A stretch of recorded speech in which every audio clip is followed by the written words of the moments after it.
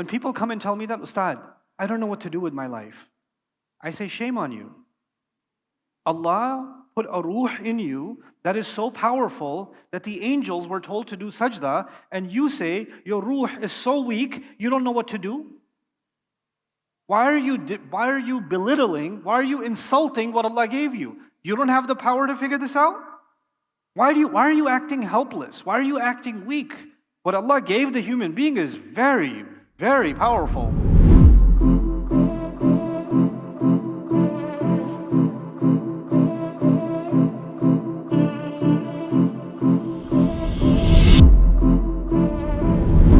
رب اشرح لي صدري ويسر لي أمري واحلل عقدة من لساني يفقهوا قولي اللهم ثبتنا عند الموت بلا إله إلا الله اللهم اجعلنا من الذين آمنوا وعملوا الصالحات وتواصوا بالحق وتواصوا بالصبر آمين يا رب العالمين. In the next 20 or so minutes, I'll be speaking to you about a couple of ayat from the surah we are celebrating together today, Surah Al-Insan. And I want to highlight just a few things that Allah has mentioned in this from an overview perspective. There are lots of places in the Quran where Allah talks about the people who will go to Jahannam and the people who will go to Jannah. And Allah describes the people of Jahannam in different ways. One of the most common ways Allah describes them is al-kafirun or al-kuffar or alladhina kafaru, those who disbelieved. Or كذبوا بآيات الذين كذبوا بآيات الله, those who called the ayat of Allah a lie. Those who believed that the revelations of God were not true.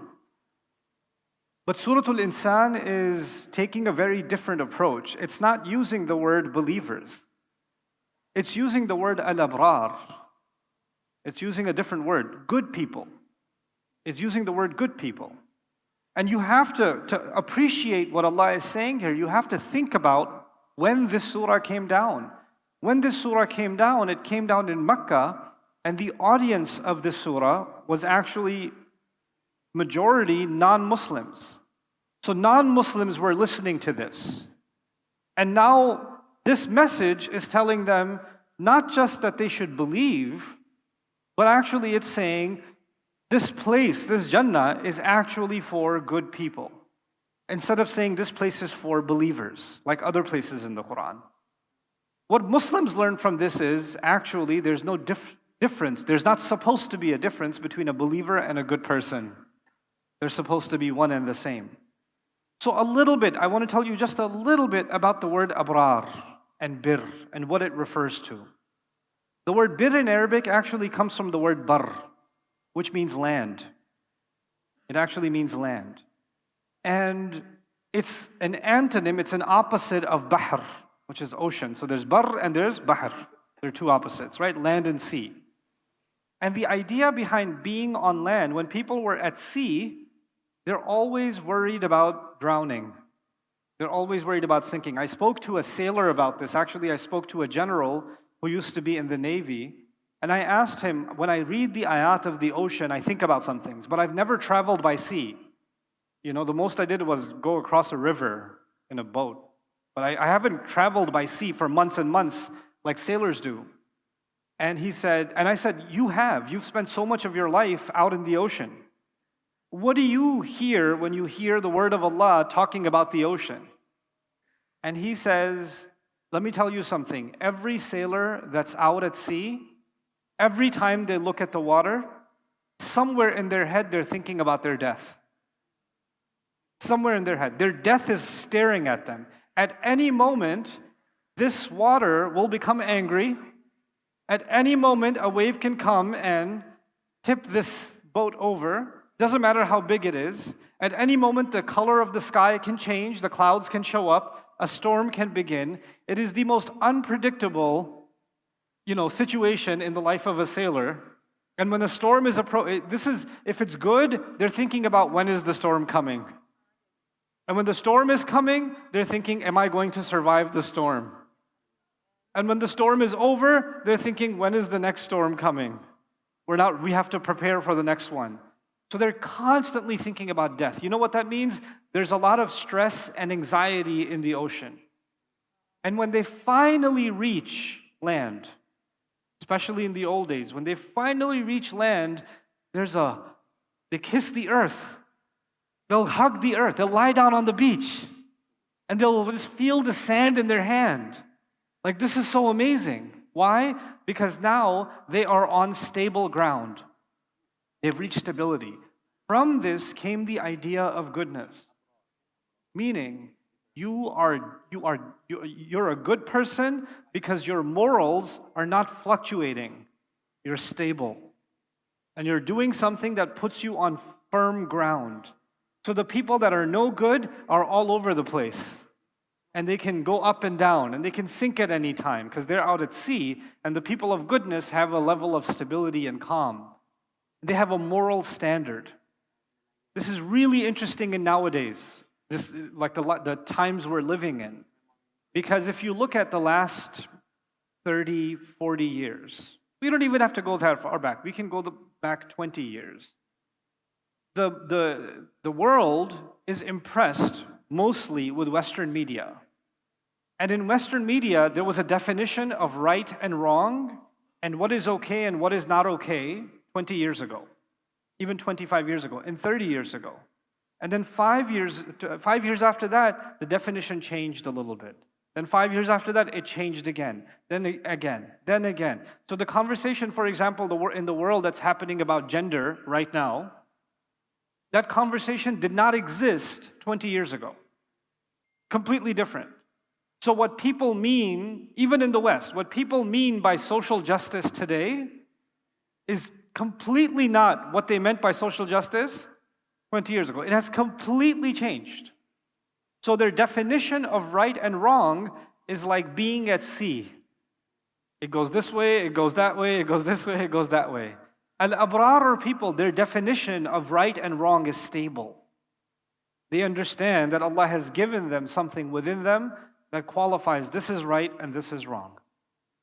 And Allah is appealing to humanity and saying, when you consider the word of Allah, there is something moral inside you and there's something in the word of Allah, they will connect with each other and you'll realize this is in fact the truth. This is the goodness that you feel inside you anyway.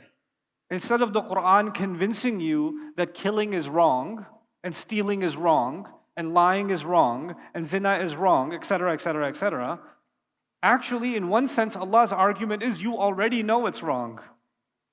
You already know. And the Quran is only confirming it.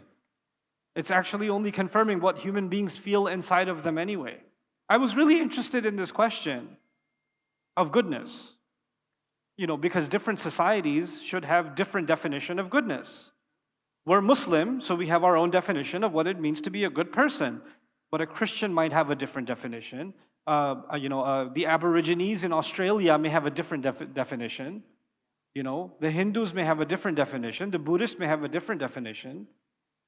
And though all of them have different belief systems, one of the most interesting things throughout history is nobody said killing is good. Nobody said stealing is good. Nobody said lying is good. Nobody said cruelty is good. Nobody said impatience is a good thing. Nobody said mocking someone else is a good thing. Nobody said arrogance is a good thing. Nobody said being ungrateful is a good thing. Their definition, across cultures and across religions, it seems, even though these cultures sometimes have nothing to do with each other, there are some basic values that they all somehow share. Where did that come from? The anthropologist will tell you, well, we developed these values over time, but if we developed them over time, then some societies should have different values that they developed over time. Some others should have different values that they developed over time. But at the core of humanity, there is a basic understanding of morality that everybody understands. Everybody. Allah put rahmah inside every human being. Doesn't matter if you're a Hindu, or you're an atheist, or you're a progressive, or you're left wing, or you're right wing. It doesn't matter. If you're walking down the street and you see a child got hurt, immediately nobody will look at that and say, good. Nobody will look at that, and say, that's great. I wish more of that would happen. Nope. Except in one country we know now. Right? But any decent human being will look at that and say, I should help that child. I should find out if they're okay. If you're walking in the mall doing your shopping and an old lady just fell down, you're not going to check their religion first. You're not going to check it. You're just going to help them because you're a human being. This is not even because you're Muslim. This is because you're a human being. Allah is first telling us in this surah, inviting humanity to go back to the goodness they already know inside of them, and the Quran is only confirming that goodness. That's the call to al-abrar. Now, let's take it a step further. There are two things I want you to be aware of in these 8 minutes that I have. I just want to share this one piece with you. Terrifying, actually. There are two things in Islam. If I think of my obligations to Allah, it's just two things. I'm responsible for myself. And I have some responsibility to others. I'm responsible to earn halal, that's for myself. I'm responsible to pray, that's for myself. I'm responsible to be truthful, that's for myself. I'm responsible to be grateful, that's for myself. This is what, at least, there are obligations or responsibilities I have that apply to myself. But there's another part of my religion where I owe something not to myself, but to others. There's others. And it's interesting that Allah uses the word yufuna bin nadhr. They fulfill the pledge. Describing good people, Allah says, I'll translate in simple English, they fulfill the pledge. What is the pledge? Without going into a deep dive, one meaning of the pledge is we made a pledge to Allah when Allah created us. Alastu bi rabbikum qalu bala. Am I not your Rabb? We all said, yes, we pledged to Allah that He's our Rabb. Which means we told Allah, we promise that we will take care of our responsibility. But I said there are two parts. There's the responsibility you owe to Allah for yourself, and there's another responsibility for others. Nadhr has another meaning. Nadhr means you came up with a promise, you came up with a commitment you made to Allah. Let me explain nadhr in easy words for you so you understand this concept. If a student, if I had a class, and I had a student and I told them, finish this homework, 3 assignments. He finishes all 3 assignments. But then my student comes to me and says, Ustad, I promise you, I'm going to do not 3 assignments, I'm going to do 5 assignments. I didn't ask. I only asked for how many? 3. When he's doing 3 assignments, he's doing ita'ah. He's obeying me.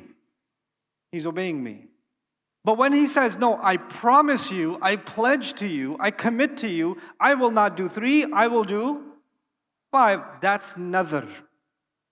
The nadhr didn't come from me. It came from the student. It was initiated by the student. They said, I'm going to do it. And if you understand that meaning in this ayah, one part of the nadhr is, we made a pledge to Allah that we will obey Him. But then we went out of our way. Some people went out of their way. They joined this ummah. And when they joined this ummah, they made a pledge to Allah that they will represent and they will bring goodness to the rest of humanity. It's not just about me. I'm going to help others too. I'm going to bring khair to the world too. كنتم خير أمة أخرجت للناس. We made an additional promise to Allah. Not just about, so now if you understand that meaning, I've made a commitment to Allah that my life is not just about me. My life is not just about I better make sure I eat halal chicken. My life is not just about I better get married and not be in a haram relationship. My life is not just about my family, my needs, my requirements, my sharia, my fiqh. No. My life is also about what am I going to do for others. And that meaning is then reinforced in the next ayah. وَيُطْعِمُونَ الطَّعَامَ عَلَى حُبِّهِ مِسْكِينًا وَيَتِيمًا وَأَسِيرًا. By the way, before we go to that ayah, just look at this ayah. يُوفُونَ بِالنَّذْرِ. They fulfilled a pledge. Now they made a promise to Allah, and now they're doing everything they can to fulfill that pledge. But can everybody fulfill that pledge the same way? If Allah gave you the ability to teach, then you can fulfill your pledge by teaching. If Allah gave you the ability to fulfill, Allah gave you a really good business mind, you're very good at building a business, then you will fulfill that pledge by creating halal businesses and halal work opportunities, and other people can earn legitimate rizq, and you can benefit your society and the economy and the society by creating more businesses. You're fulfilling the pledge. If somebody else is an amazing writer and they can contribute in the space of writing, if somebody's a filmmaker, if somebody is they're a doctor, whatever talent Allah has given you, you have to figure that out. Because according to the ayah, you made the pledge. You can't come to me anymore or anybody else and say, Ustad, I don't know what I'm good at. Please tell me. When people come and tell me that, Ustad, I don't know what to do with my life, I say, shame on you. Allah put a ruh in you that is so powerful that the angels were told to do sajda, and you say, your ruh is so weak, you don't know what to do? Why are you belittling, why are you insulting what Allah gave you? You don't have the power to figure this out? Why are you acting helpless? Why are you acting weak? What Allah gave the human being is very, very powerful. It's not something small. It is not something small. It's so powerful that while every other creation of Allah just obeys Allah, this creation of Allah went and made a pledge to Allah that they want to do more. That's how powerful this thing is. So stop acting helpless. I don't know what to do. Maybe you're not being tough with yourself. Maybe you're not asking yourself that question. And whenever somebody does come to me, I'm nice, mostly. When somebody comes and asks me that question, what should I do? I say, I'm going to come back to Malaysia next year, inshallah, and I'm going to see you, and you're going to tell me how you answered that question yourself. If you have any respect for the work that I do, or I've benefited you in any way, then you will answer that question, and you will come and tell me how you answered that question yourself.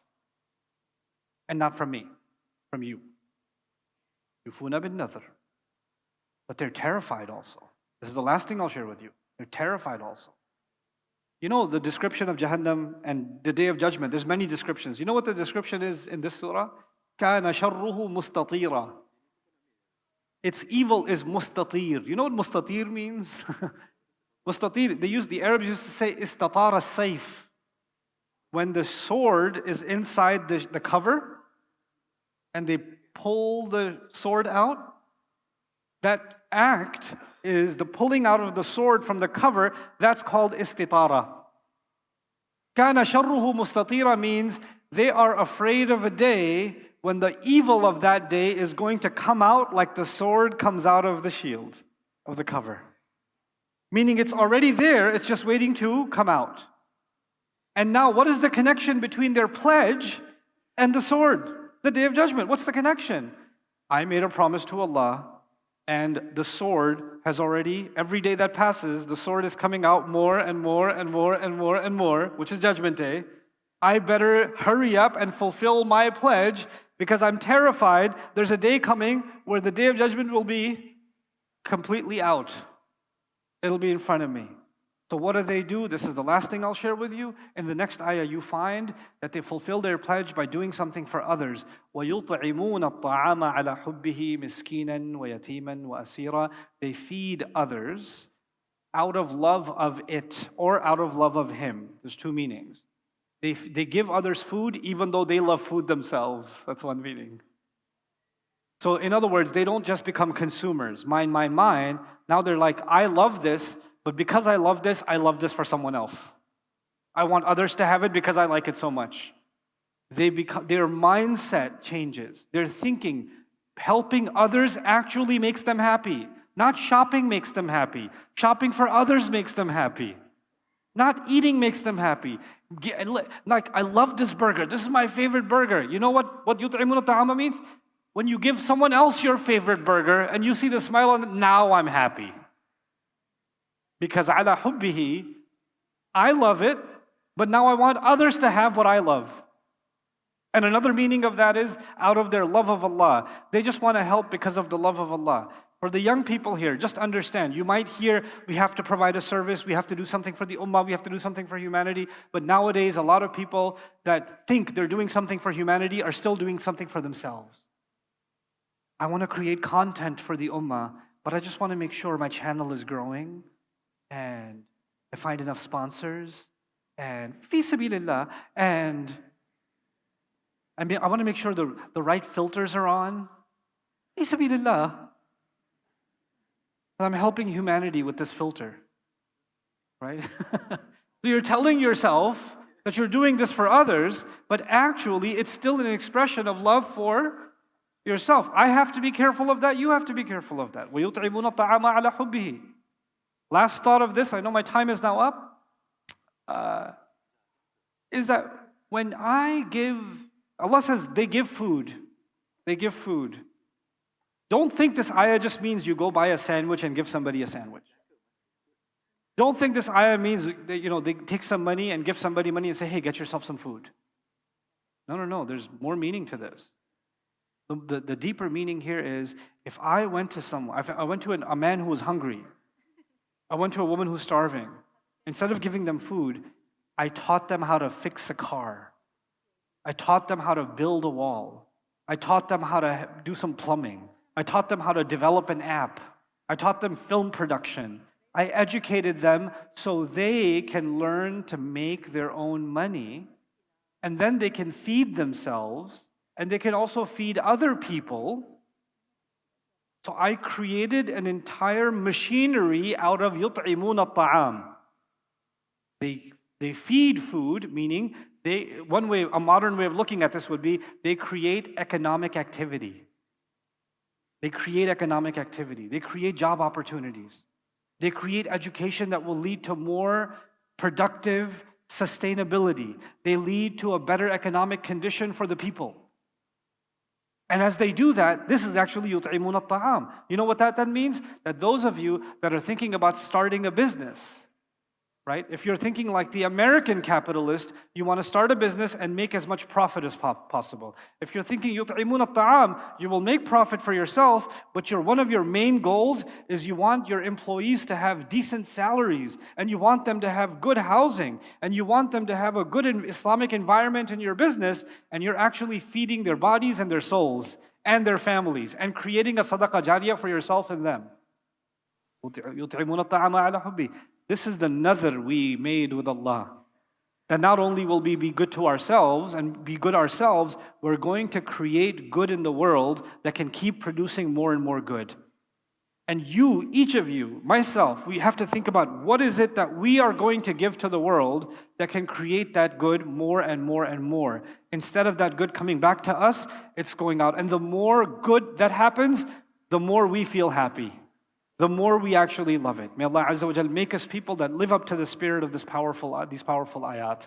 And may Allah Azza wa Jal make the audience here especially, and those that are watching online, may Allah make this message something that allows you, Allah blesses you, to create a lot of good in this life for yourself and for others that benefits you in both worlds, this world and the akhirah. Barakallahu li wa lakum. Assalamu alaikum wa rahmatullahi ta'ala wa barakatuh. I hope you guys enjoyed that video clip. My team and I have been working tirelessly to try to create as many resources for Muslims to give them first steps in understanding the Quran all the way to the point where they can have a deep, profound understanding of the Quran. We are students of the Quran ourselves, and we want you to be students of the Quran alongside us. Join us for this journey on bayinatv.com, where thousands of hours of work have already been put in. And don't be intimidated, it's step by step by step, so you can make learning the Quran a part of your lifestyle. There's lots of stuff available on YouTube, but it's all over the place. If you want an organized approach to studying the Quran beginning to end for yourself, your kids, your family, and even among peers, that would be the way to go. Sign up for bayinatv.com.